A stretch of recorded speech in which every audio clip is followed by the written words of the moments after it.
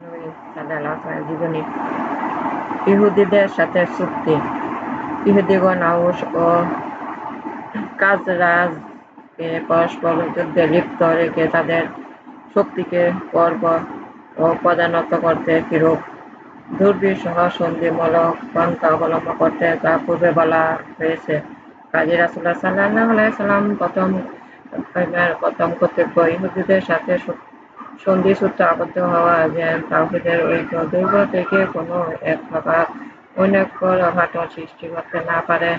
রাসূল সাল্লাল্লাহু আলাইহি ওয়াসাল্লাম মুসলমান এবং ইহুদীদের মধ্যে এক সম্মানজনক চুক্তি সম্পাদন করলেন, যাতে উভয় নিরাপত্তা রক্ষিত হয়। ইবনে হিশামে চুক্তিপত্রে পূর্ণ লিপি রয়েছে। এখন সারমর্ম দেওয়া হলো: ১. দায়িত্ব বা রক্তপান বা ফিদিয়া মুক্তিপণের নিয়ম পূর্বে ছিল, এখন তা বলবৎ থাকবে। ইহুদীদের ধর্মীয় স্বাধীনতা অক্ষুণ্ণ থাকবে। তাদের ধর্মীয় ব্যাপারে কোনো প্রকার হস্তক্ষেপ করা হবে না। ইহুদীদের মুসলমান এবং মুসলমানগণ পরস্পরের সখ্য শত্রুতা সূত্রে আবদ্ধ থাকবে। ইহুদী অথবা মুসলমানদের মধ্যে যে কোনো পক্ষে যুদ্ধ জড়িত হয়ে পড়ুক না কেন, অপর পক্ষে তাকে সাহায্য করবে। কোনো পক্ষই পরাধীনকে আশ্রয় দিতে পারবে না। মদীনা আক্রান্ত হলে উভয় পক্ষ পরস্পর সহায়তা করবে। শত্রুর সাথে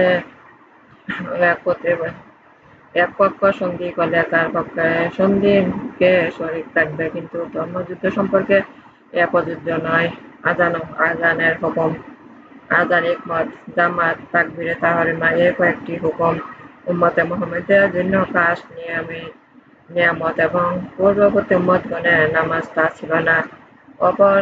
অপরাপর নবীগণ তাকবীর, তাসবিহ ও তাহলিল, আল্লাহু আহাদ, সুবহানাল্লাহ, লা ইলাহা ইল্লাল্লাহু দ্বারা নামাজ শুরু করতেন এবং রাসূল সাল্লাল্লাহু আলাইহি ওয়াসাল্লাম শুরু করতেন তাকবীর, আল্লাহু আকবার দ্বারা। আযান, ইকমত প্রথম অর্থ দ্বিতীয় হিজরতে প্রবর্তিত। রাসূলুল্লাহ সাল্লাল্লাহু আলাইহি ওয়াসাল্লাম এর সাহাবীগণ যথারীতি জামায়াতে নামাজ পড়তে লাগলেন। বিশেষ বিধানে অবর্তমানে জামায়াতে উপস্থিত হওয়ার জন্য কোনো ইন্তেজাম ছিল না। এ সম্পর্কে একটি উৎকৃষ্ট পন্থা উদ্ভাবনের জন্য রাসূল সাল্লাল্লাহু আলাইহি ওয়াসাল্লাম সাহাবীগণ পরামর্শ করতে লাগলেন। তারা ভিন্ন মত প্রকাশ করলেন।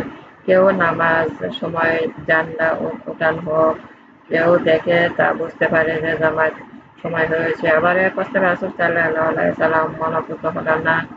কেউ বলেন সিংহা বাজান হোক, কেউ বলেন তা ইহুদীদের রীতি, কেউ বলেন ঘণ্টা বাজান হোক, তিনি বলেন নাসারা রীতি। আবার কেউ বলেন বৃহৎকার আগুন জ্বালানো হোক, তিনি বললেন তা অগ্নি উপাসকদের রীতি। হযরত উমর রাদিয়াল্লাহু আনহু বললেন, লোকদের জামাতের জন্য ডাকার উদ্দেশ্যে একজন লোক নিযুক্ত করা হোক। এই প্রস্তাবে মনোনীত হল। এতে সকলে সম্মতি দিলেন। এই কাজের দায়িত্ব হযরত বিলাল রাদিয়াল্লাহু আনহু এর উপর ন্যস্ত হল। তিনি লোকদেরকে বলে ডাকলেন, আসসালাতু জামায়াতুন, নামাজ উপস্থিত। হযরত আব্দুল্লাহ বিন যায়েদ একদিন ভোরে রাতে একটি স্বপ্ন দেখলেন। তিনি ক্ষণকাল বিলম্ব না করে রাসূল সাল্লাল্লাহু আলাইহি ওয়াসাল্লামের নিকট এসে বললেন, আমি স্বপ্ন দেখলাম, সোমার উপর সবুজ লেবাস পরিহিত একজন ব্যক্তি আমার পাশ দিয়ে যাচ্ছেন। তার একটি ঘণ্টা আমার বলল, আপনি তা বিক্রয় করবেন। তিনি বললেন, তোমাকে কি উৎকৃষ্ট উপায় বলে দিব? আমি বললাম, কি? তিনি বললেন, আল্লাহু আকবার, আল্লাহু আকবার, লা ইলাহা ইল্লাল্লাহ। তারপর তিনি কিছু দূর সরে দাঁড়ালেন, বললেন, আল্লাহু আকবার, আল্লাহু আকবার, কাদ কামাতিস সালাতু, কাদ কামাতিস সালাতু, লা ইলাহা ইল্লাল্লাহ। রাসূল সাল্লাল্লাহু আলাইহি ওয়াসাল্লাম বললেন, ইনশাআল্লাহ ইহা সত্য স্বপ্ন। বিলালকে শিখিয়ে দাও, সে আযান দিক, তার কণ্ঠ সর্বাপেক্ষা উচ্চ। তিনি মিরাজের রাতে রাসূল সাল্লাল্লাহু আলাইহি ওয়াসাল্লামকে ইকামত শিক্ষা দেওয়া হয়েছিল। তিনি স্বপ্নের বৃত্তান্ত শোনা মাত্র সত্য ব্যাখ্যা করলেন। হযরত বিলাল আযান শিখে নিলেন। পরক্ষণেই তার আযানের মধুর সুরলহরী আযান শুরু হল। স্বপ্ন হযরত আব্দুল্লাহ রাদিয়াল্লাহু আনহু এর তা রূপায়িত হলো হযরত বিলালের কণ্ঠে। স্বপ্নের দিক হতে হযরত আব্দুল্লাহ রাদিয়াল্লাহু আনহু তার ধনী দিক দিয়ে হতেন। বিলাল রাদিয়াল্লাহু আনহু মুসলমান জগতে সর্বপ্রথম মুয়াজ্জিন। একই সময় হযরত উমর রাদিয়াল্লাহু আনহু অনুরূপ স্বপ্ন দেখলেন। স্বপ্নটি বিলাল রাদিয়াল্লাহু আনহু কণ্ঠে ধ্বনি হতে শুনে তিনি দেহের চাদর জড়াইয়ে ব্যস্তভাবে ছুটে আসলেন এবং রাসূল সাল্লাল্লাহু আলাইহি ওয়াসাল্লামকে বললেন, হে আল্লাহর নবী, যিনি আপনাকে সত্য সহ প্রেরণ করেছেন, তা কসম করে বলতেছি যে আমিও অনুরূপ স্বপ্ন দেখেছি। রাসূলুল্লাহ সাল্লাল্লাহু আলাইহি ওয়াসাল্লাম বললেন, সমস্ত প্রশংসা আল্লাহর, একমাত্র আল্লাহর। তিনি আরো বললেন, এ সম্পর্কে ওহীও এসেছে। এই স্বপ্নটি শেষ সময়ে আরো বহু সাহাবী দেখলেন বলে বর্ণিত আছে। হিজরতের পূর্বে ফরজ নামাজ 2 রাকাত করে দিল। হিজরতের ফরজ দিবা তাতে 5 বার আযান ও ইকামত প্রবর্তিত হলো এবং যুহর, আসর, এশা শেষে আরো 2 রাকাত করে বর্ধিত হলো। মসজিদে নববীতে নবীর নিকট রাজ্জার বংশী জৈনব সম্ভ্রান্ত মহিলা গৃহে চাঁদ অপেক্ষা উচ্চ ছিল। রাতের শেষ ভাগে হযরত বিলাল রাদিয়াল্লাহু আনহু ওই ছাদের উপর বসে আযানের অপেক্ষায় থাকতেন। পূর্ব গগনের তোরণদ্বারে সুবহ সাদেকের ক্ষীণ শুভ্র রেখা প্রস্ফুটিত হয়ে ওঠা মাত্র তিনি উৎফুল্ল হয়ে উঠতেন এবং মহান প্রভুর দরবারে ফরিয়াদ করতেন, আল্লাহ, তোমারই প্রশংসা করতেছি, ধর্ম বিরোধী পরাজয়ের বিরুদ্ধে তোমারই সাহায্য প্রার্থনা করতেছি। পরক্ষণে এ ছাদের উপর হতে মধুর কণ্ঠ আযান ধ্বনি মরু উষা শীতল হওয়া তরঙ্গায়িত হয়ে দিগাদিগন্ত কাঁপাইয়া তুলল। ঈমানদারদের কর্ণকুহরে অপার্থিব সুরের সুধা ঢেলে দিত। হযরত আব্দুল্লাহ ইবনে উম্মে মাকতুম রাদিয়াল্লাহু আনহু দ্বিতীয় মুয়াজ্জিন ছিলেন। উশার আযান 2 বার দেওয়া হতো। রাতের অধিক হলে এক রাত জেগে নামাজ আদায়কারীকে শহরের কথা নির্দেশ দেওয়া এবং দেন সামান্য ক্ষণ বিশ্রামের লাভের পর প্রশান্ত চিত্তে ফজর নামাজ আদায় করতে পারে। আর দ্বিতীয় আযানের উদ্দেশ্য নির্দিষ্ট লোকদের ফজর নামাজের জন্য জাগ্রত করা। জুম্মার নামাজ তখন একটি মাত্র আযান ছিল। খুতবা প্রদানের জন্য মিম্বর আরোহণ করে পরিবেশন করা রাসূল সাল্লাল্লাহু আলাইহি ওয়াসাল্লামের সম্মুখে জুম্মার আযান দেওয়া হতো। হযরত আবু বকর রাদিয়াল্লাহু আনহু হতে হযরত উমর রাদিয়াল্লাহু আনহু তেলাওয়াত পর্যন্ত একই নিয়ম প্রচলিত থাকে। হযরত উসমান তেলাওয়াতকালে জুম্মার অধুনা প্রথম আযান পরিবর্তিত হয়। আযানের পূর্বে মিনার শীর্ষে আরোহণ করে তাকবীর, দরুদ, বাদশাহ আগমনের আমলে পরিবর্তিত রীতি খেলাফতের সেদিন সময়ে নয়। মদিনা বিরোধী দল অনেকের ধারণা ইসলামের প্রাথমিক ইতিহাসে এক মক্কা অধ্যয়ন সর্বপ্রকার বিপদ সংকুল ছিল। সে অধ্যায়ের পরিসমাপ্তির সাথে সাথেই মুসলমানদের সৌভাগ্য ও সূর্য সকল বাধা বিমুখ হয়েছিল। কিন্তু একথা আদৌ সত্য নয়। ইহা স্বীকার্য যে মক্কায় মুসলমানদের প্রতি অত্যাচার চরম উঠেছিল, কিন্তু মদিনা সে জুলুম শতমুখী হয়ে সকল দিক থেকে তাদেরকে ঘিরে ফেলল। মক্কার শত্রু ছিল এক বুৎপরস্ত পৌত্তলিক জাতি। মদিনার প্রথম শত্রু হল বুৎপরস্ত জাতি, দ্বিতীয় শত্রু ইহুদী, তৃতীয় শত্রু মুনাফিক। কপটতা অন্তরালে এই মুনাফিক শ্রেণী গৃহশত্রুর সর্বপ্রকার সুযোগ গ্রহণ করত। রাসূলুল্লাহ সাল্লাল্লাহু আলাইহি ওয়াসাল্লাম মদিনা আগমন করলে সর্বপ্রথম ইহুদীদের ধর্মযাজক তার বিরোধিতার জন্য অগ্রগামী হল। তার লক্ষ্য ইসলামের আলো চিরতর নিভিয়ে দেয়া। ইহুদীগণ হযরত মুসা আলাইহিস সালামকে উত্ত্যক্ত করেছিল। হযরত মুহাম্মদ সাল্লাল্লাহু সাথে সেরূপ ব্যবহার করতে যুক্তি করেনি। এদিকে তাদের তুলনায় একমাত্র তারাই। তাদের দৃষ্টান্ত কুরআন পূর্ণ উল্লেখ হওয়ায় এই অন্যতম কারণ। তারা হযরত মুসা আলাইহিস সালামকে প্রশ্ন করে যেরূপ বিব্রত করে তুলত। মুহাম্মদ সাল্লাল্লাহু আলাইহি ওয়াসাল্লাম সেরূপ পদ হয়নি। তার নবুওতের সততা প্রমাণের জন্য তারা সর্বপ্রকার জটিল প্রশ্ন করত, তিনি উত্তর দিতেন। প্রত্যেক উত্তরের ভিতর দিয়ে তার নবুওত দিবালোকের মতো স্পষ্ট হয়ে পড়ত। তা সত্ত্বেও বহু কম সংখ্যক ইহুদিরা ইসলাম গ্রহণ করেন। তারা যে তিমিরে ছিল তারা তিমিরে রয়ে গেল। তাদের সত্যতার কারণ আছে সাল্লাল্লাহু আলাইহি ওয়াসাল্লাম আরবি, কুরাইশি এবং তাদের স্থির বিশ্বাস এই বনী ইসরাইল ব্যতীত অনুবাদ লাভ করার অধিকার। অপর কারণে মুশরিকদের যে মুসলিম লোক ইসলাম গ্রহণ করলেন না তারা সত্যতা ইহুদির সাথে হাত মিলাল, কিন্তু সংখ্যা স্বল্পতা হেতু প্রকাশ্য শত্রুতার সাহস না পেয়ে মুনাফিক ছদ্মবেশ ধারণ করল, যারা ইসলামকে মুখে স্বীকার করে এবং অন্তরেও বিশ্বাস তারাই মুনাফিক। তারা বাহ্যিকভাবে মুসলমান, সেজে মুসলমানদের সাথে উঠা বসা, পান্নার করত, নামাজের জামায়াত শরীর, কিন্তু অন্তরে কুফরে উপর প্রতিষ্ঠিত থেকে গোপনে গোপনে তাদের বিরুদ্ধে ষড়যন্ত্র চালাত। গোপন গোপনে তথ্য অবগত হইয়া কাফিরদের নিকট এসে প্রকাশ করত। পার্থিব ব্যবসা তাদের মজ্জাগত হয়ে পড়ছিল। গনিমতের লোভে তারা জিহাদে যেতে অঙ্গীকার করত, কিন্তু প্রকৃতির তারা যখন জিহাদে আদেশ হতো তখন প্রাণনাশের আশঙ্কা পশ্চাতে সরে থাকত। মুসলমানগণ বিজয় লাভ করে মদিনায় ফিরে আসলে তারা গণিমতের অংশ দাবি করত। ইসলামের মুখোশকে তারা জীবনের বর্মরূপে ব্যবহার করত।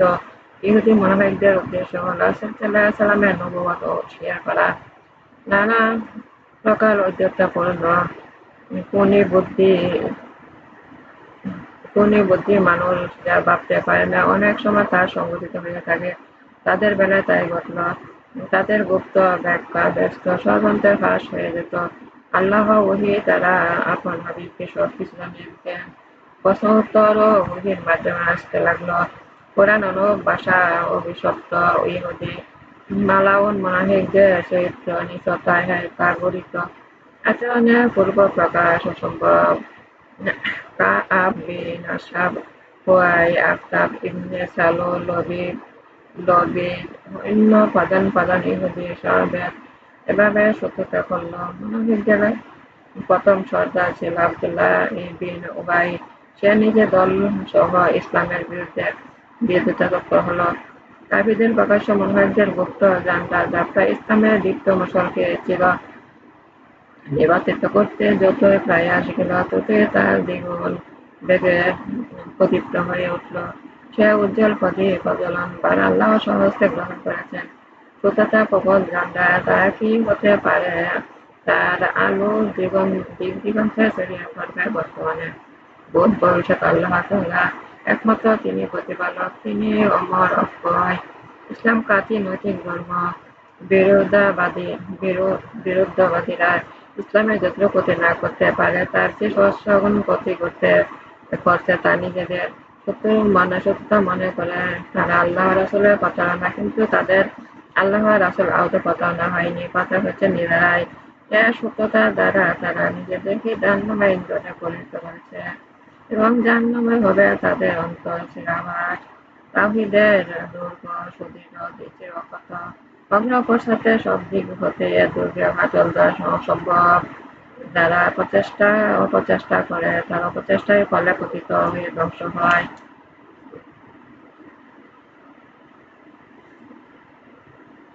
ইহুদিদের প্রশ্ন কতিপয় ঘটনা। ইহুদিদের মধ্যে হযরত বিন সালাম রাদিয়াল্লাহু সহ প্রথম ইসলাম গ্রহণ করেন।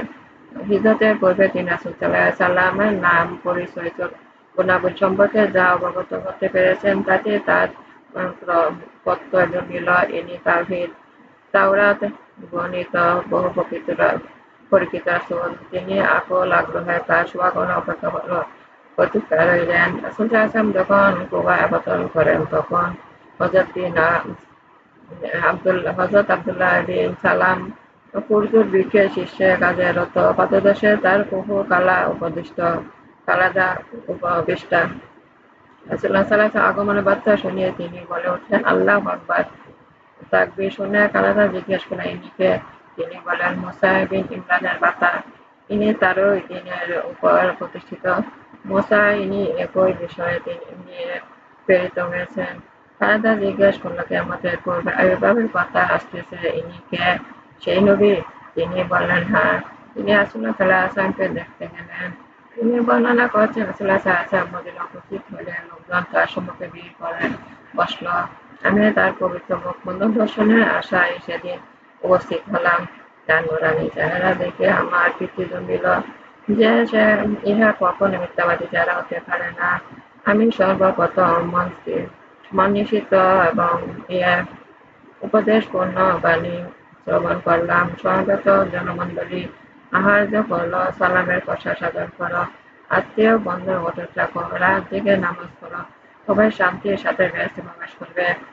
অতঃপর আব্দুল্লাহ রাদিয়াল্লাহু আনহু রাসূলুল্লাহ সাল্লাল্লাহু আলাইহি ওয়াসাল্লামকে তিনটি প্রশ্ন করলেন। কিয়ামতের প্রথম আলামত, বেহেশতের প্রথম খাদ্য, সন্তান কখন পিতার কখন মাতার আকৃতি ধারণ করে। রাসূল সাল্লাল্লাহু আলাইহি ওয়াসাল্লাম এইমাত্র জিবরাইল আলাইহিস সালাম আমাকে উত্তরে বলে গেলেন, কিয়ামতের আলামত একটি অগ্নি যা লোকদের পূর্ব হতে পশ্চিম দিকে বিতাড়িত করে নিয়ে যাবে।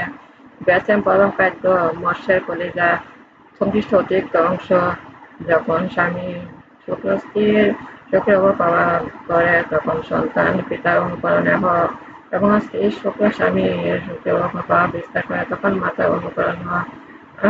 আর যখন উভয় শুক্রের প্রভাব সমান হয় তখন সন্তান কন্যা হয়। হযরত ইবনে সালাম রাদিয়াল্লাহু আনহু জিজ্ঞেস করেন, চন্দ্রের কালো দাগ কি? রাসূল সাল্লাল্লাহু আলাইহি ওয়াসাল্লাম বললেন, সূর্য দুটি ছিল, একটি রাতে অন্যটি দিনে। মহান আল্লাহ তাআলা ইরশাদ করেন, অতঃপর আমি রাতের নিদর্শন সূর্যকে মুছে দিয়েছি, দিনের নিদর্শন সূর্যকে উজ্জ্বল কিরণ বিশিষ্ট করেছি। সূরা বনী ইসরাঈল। আজই যে কালো দাগটি দেখা যায় তা মুছে ফেলার দাগ। এই উত্তর শুনে তিনি আশহাদু আল্লা ইলাহা ইল্লাল্লাহ ওয়া আশহাদু আন্না মুহাম্মাদুর রাসূলুল্লাহ। তিনি বললেন, ইহুদীরা অপবাদ দানকারী গাদ্দার জাতি, তারা এসে আমার ইসলামের কথা জানলে আমাকে মিথ্যাবাদী বলে অপবাদ দিবে। হে রাসূলুল্লাহ সাল্লাল্লাহু আলাইহি ওয়াসাল্লাম, আমার গৃহে অব্যাহত লুকায়ে রাখুন। ইসলাম গ্রহণের সংবাদ প্রকাশ হওয়ার পূর্বে তাদেরকে আমার সামাজিক মর্যাদা সম্পর্কে জিজ্ঞেস করুন। তারা রাসূল সাল্লাল্লাহু আলাইহি ওয়াসাল্লাম নিকট আগমন করলেন। তিনি ইহুদীদের জিজ্ঞেস করলেন, ইবনে সালাম লোকটি কেমন?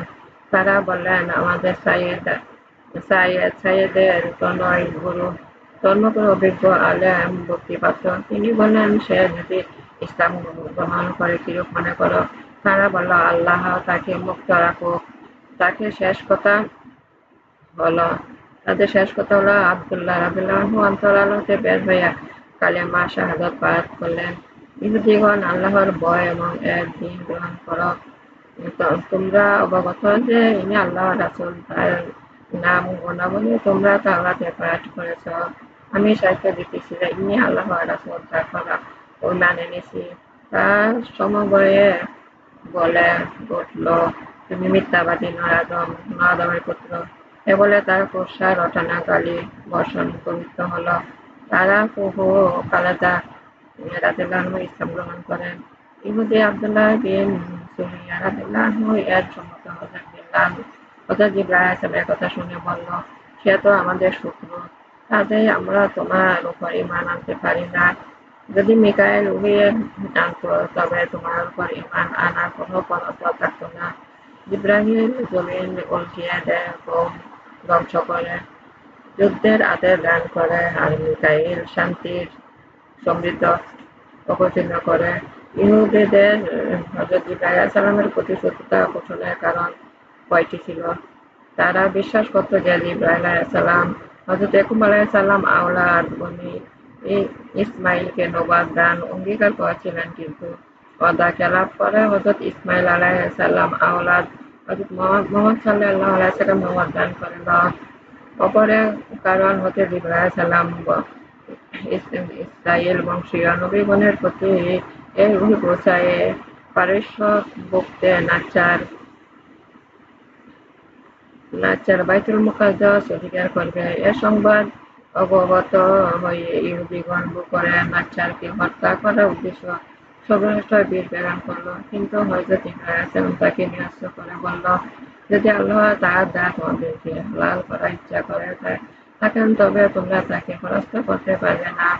যখন বনী ইসরাঈল আল্লাহর আদেশ লঙ্ঘন করা, ফাসাদ সৃষ্টি করল, তার দলে লোকদের হত্যা করলো, তখন পরেশ্ব বহুবতে নাচ্চার বাইতুল মুকাদ্দাস জ্বালাইয়ে ফেলল, তাকে ধ্বংস করে দিল। মাকদিস বাইতুল মাকদিস জ্বালিয়ে ফেলল এবং তাকে ধ্বংস করে দিল। এরকম কারণ এই যে কখন সত্যতা কথা গোপন রাখতো হযরত জিবরাইল আলাইহিস সালাম রাসূলুল্লাহ সাল্লাল্লাহু আলাইহি ওয়াসাল্লামের নিকট প্রকাশ করে দিতেন। তাদের এই সত্যতা সম্পর্কে নাযিল হল, হে নবী, আপনি বলে দিন, যে ব্যক্তি জিবরাইল আলাইহিস সালামের সাথে সত্যতা পোষণ করে সে নিজেই যে তা অবগত আছে যে জিবরাইল আলাইহিস সালাম আল্লাহ আকবার দূত হিসেবে কোরআন তোমার পলক পর্যন্ত পৌঁছে দিয়েছেন। কাজেই দূতের বৈশিষ্ট্য প্রতি লক্ষ্য না করে কোরআনের দিকে লক্ষ্য করো। তা পবিত্র আসমানি কিতাব সমূহ সত্যতা প্রতিপন্ন পথ প্রদর্শন করিতেছে, ঈমানদারদের প্রতি সুসংবাদ বহন করে এনেছে।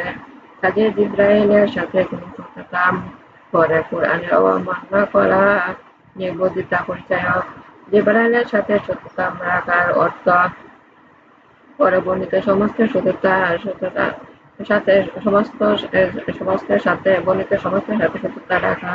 যে ব্যক্তি আল্লাহ, তার ফেরেশতাগণ, রাসূল, জিবরাইল আলাইহিস সালাম, মিকাঈল আলাইহিস সালামের শত্রু, আল্লাহ পাক প্রকারে কাফেরদের শত্রু। সূরা বাকারা। এই আয়াতের সামান্য পরে হযরত সুলাইমান আলাইহিস সালামের কথা বর্ণিত আছে।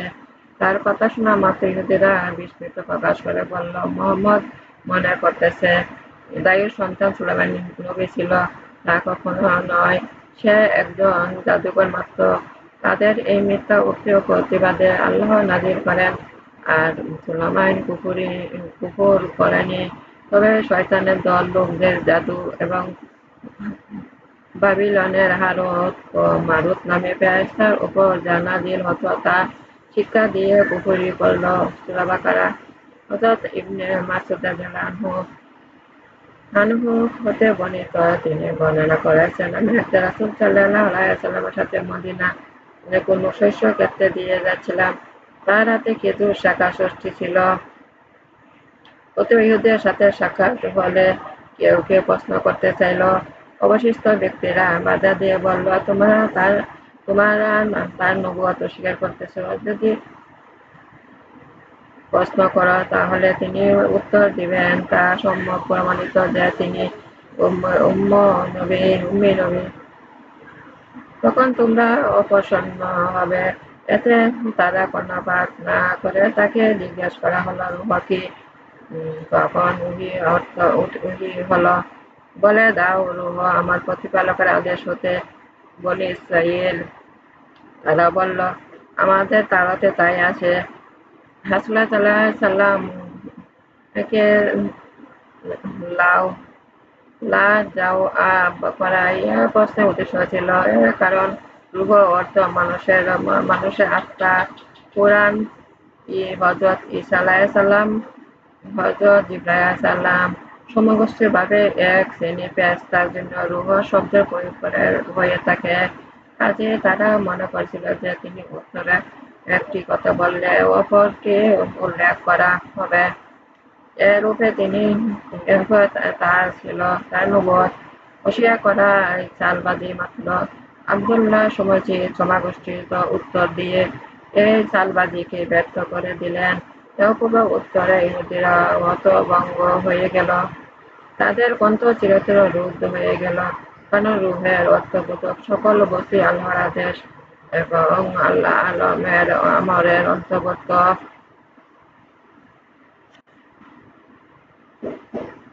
ইহুদীরা জিজ্ঞাসা করল, কিয়ামত কখন সংঘটিত হবে? উত্তরে অবতীর্ণ হল, তুমি বলে দাও, তার ইলম আমার প্রতিপালকের নিকট।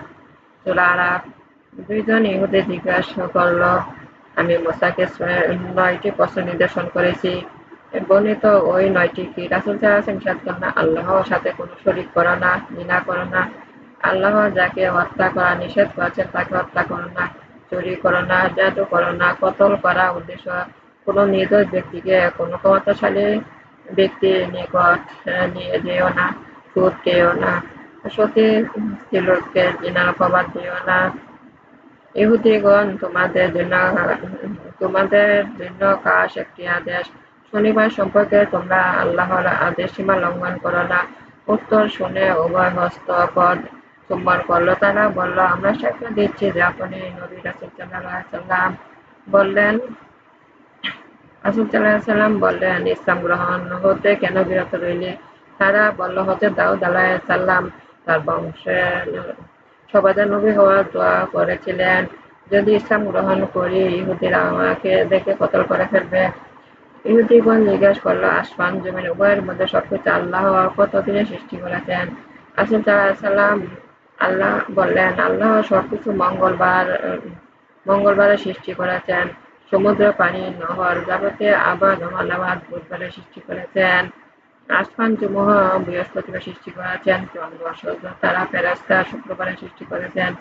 তারা জিজ্ঞাসা করলেন, তারপর কি সৃষ্টি করা হলো?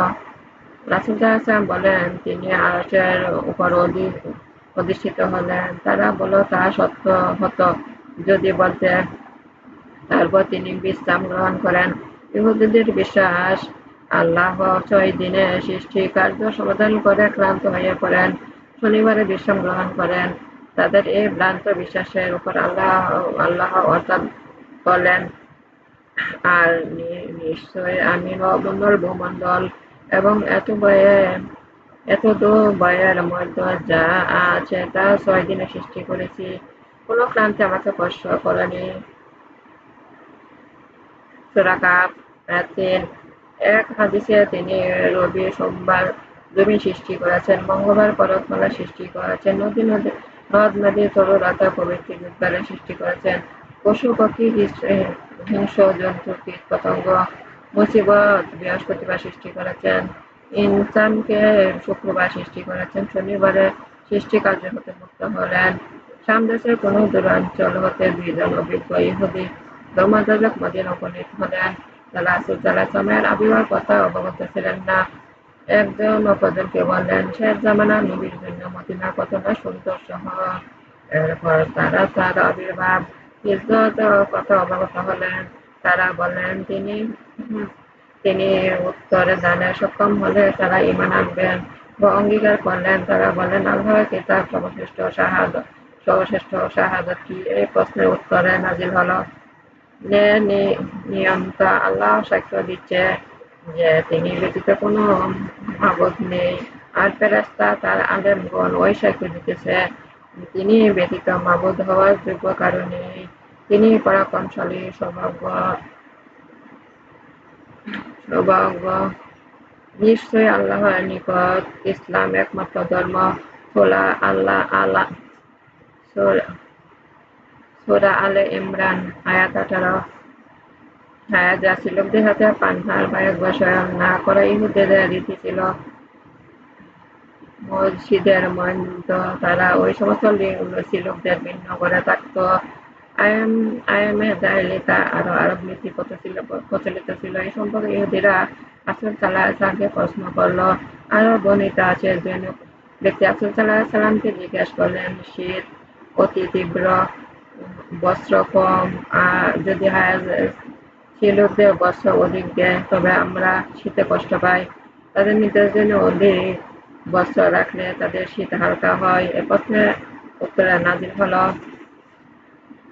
হে রাসূল, আর তারা তোমাদের হায়াতের কথা জিজ্ঞেস করতেছে, তুমি বলে দাও তা নাপাকি। সুতরাং হায়াতের সময় স্ত্রী লোক হতে সরে থাকা। সূরা বাকারা আয়াত ২২২। ইহা নাজিল হলে রাসূল সাল্লাল্লাহু আলাইহি ওয়াসাল্লাম ইরশাদ করলেন, হায়াত অবস্থায় সহবাস করা আর সমস্ত কিছু বৈধ। হায়াত স্ত্রীলোকদের পৃথক করে বাস করে দেওয়া যেমন ইহুদীদের ধর্মের সীমালঙ্ঘনের পরিচায়ক, তেমনি তাদের সহবাসের প্রবৃত্তি হয় নাসারাদের সংকীর্ণ দৃষ্টি পরিচায়ক। তারা উভয় সম্প্রদায়ের বিষয়ে ধর্মে সীমা অতিক্রম করেছে। রাসূল সাল্লাল্লাহু আলাইহি ওয়াসাল্লামের নিকট একদল ইহুদী এসে বলল, যা জিজ্ঞেস করতেছি নবীর ভিন্ন তার উত্তর কেউ দিতে পারে না। ইসরাঈল হযরত ইয়াকুব নিজের উপর কি কি জিনিস হারাম করেছেন? রাসূল সাল্লাল্লাহু আলাইহি ওয়াসাল্লাম বললেন, আমি আল্লাহর নামে বলতেছি, হযরত ইসরাঈল কঠিন রোগে আক্রান্ত হয়ে দীর্ঘকাল যাবৎ ভুগতে থাকেন। তিনি মানত করলেন যদি আল্লাহ তাকে রোগ মুক্ত করেন তবে তিনি নিজের উপর সর্বোত্তম আহার্য হারাম করে দিবেন। অথবা তিনি উটের দুগ্ধ, উটের বস্তু নিজের জন্য হারাম করে দিলেন। জৈনক বিদ্রোহ ইহুদি রাসূলুল্লাহকে বললেন, মোহাম্মদ বলত যখন রোজ কিয়ামত এই জমিনের উপর জমিনে, এই আসমানের উপর আসমান পথির করা হবে, তখন লোকজন কোথায় অবস্থান করবেন? রাসূল সাল্লাল্লাহু আলাইহি ওয়াসাল্লাম বললেন, কুলসিয়াতের নিকট অন্ধকার দোয়ার মধ্যে। সে জিজ্ঞেস করল, সর্বপ্রথম কারা বেহেশতে অনুভূতি প্রাপ্ত হবে? তিনি বললেন, দরিদ্র মুহাজিরিনগণ। সে জিজ্ঞেস করল, বেহেশতে প্রবেশ করা তার তোফা কি হবে? তিনি বললেন, মাছের কলিজার সাথে সংশ্লিষ্ট অংশ। সে জিজ্ঞেস করল, তারপর তাদের বুঝের জন্য কি দেওয়া হবে? তিনি বলেন, বেহেশতের বিশ্ব যারা বেহেশতে চড়ে বেড়ায়। সে জিজ্ঞেস করল, তাদের পানীয় কি হবে? তিনি বলেন, সালসাবিল নামক নহর পানি। তুমি সত্য নবী। এ বলে তোমার প্রস্তাব করলা বলে সে প্রস্থান করল। তিনি বললেন, এসবের উত্তর আমার জানা ছিল না। হযরত জিবরাইল আলাইহিস সালাম এসে আমাকে শিক্ষা দিয়ে গেলেন।